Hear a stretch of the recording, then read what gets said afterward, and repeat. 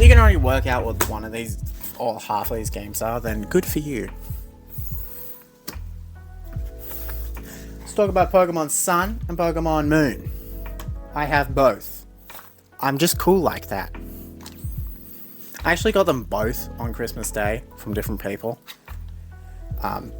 Because I asked for these and a few of the other Pokemon games on the 3DS. And I got both. You don't need both.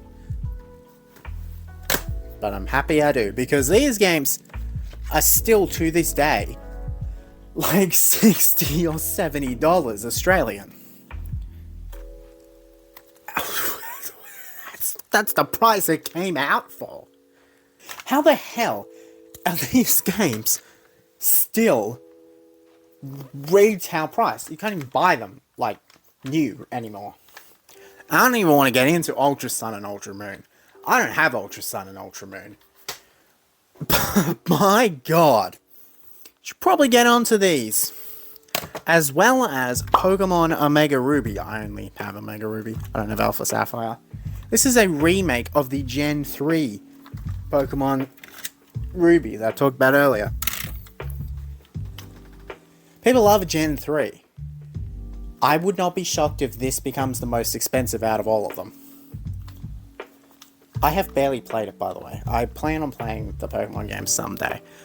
Like, I'm currently playing Leaf Green on my main channel, as you know, but very slowly. But I'll get through them. And then, obviously, Pokemon Y and Pokemon X. I only have Y. These games, because they're the first 3DS ones, probably, I don't know.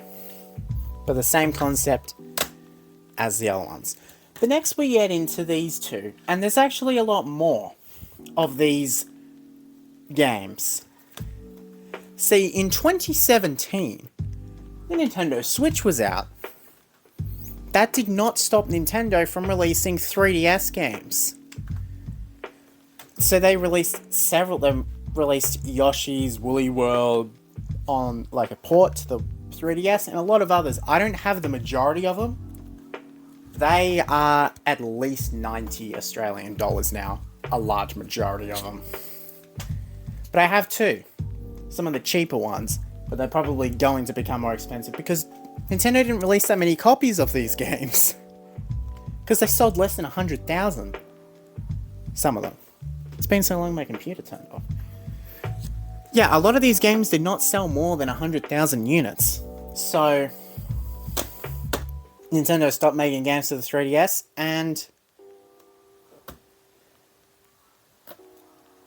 they're expensive. But I actually have two of them right here. I've got Kirby Battle Royale. It's a battle game, I guess. I haven't played it, so I could not tell you. And then we've got the 3DS port of Captain Toad Treasure Tracker. Captain Toad Treasure Tracker is, of course, a Wii U game. You should probably pick that up too. And there's something very interesting about this port. So this port released on the same day as the Switch port of Captain Toad Treasure Tracker.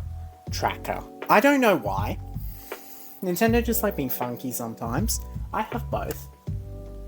But something very interesting is in these games. And spoiler alert for the Captain Toad games. Captain Toad on the Wii U, the end credits scene, some would call it, reveals that Captain Toad Treasure Tracker is a prequel to Super Mario 3D World, and you see Toad and Toadette go into the events of Super Mario 3D World. It takes place directly before Super Mario 3D World.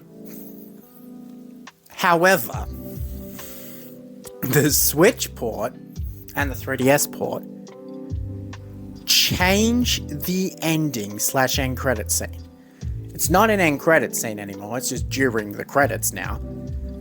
But it retcons it to being a prequel to Super Mario Odyssey. I don't know how that is possible? Or do I? One day, I'll be making a podcast episode and probably a main channel video about the Mario timeline.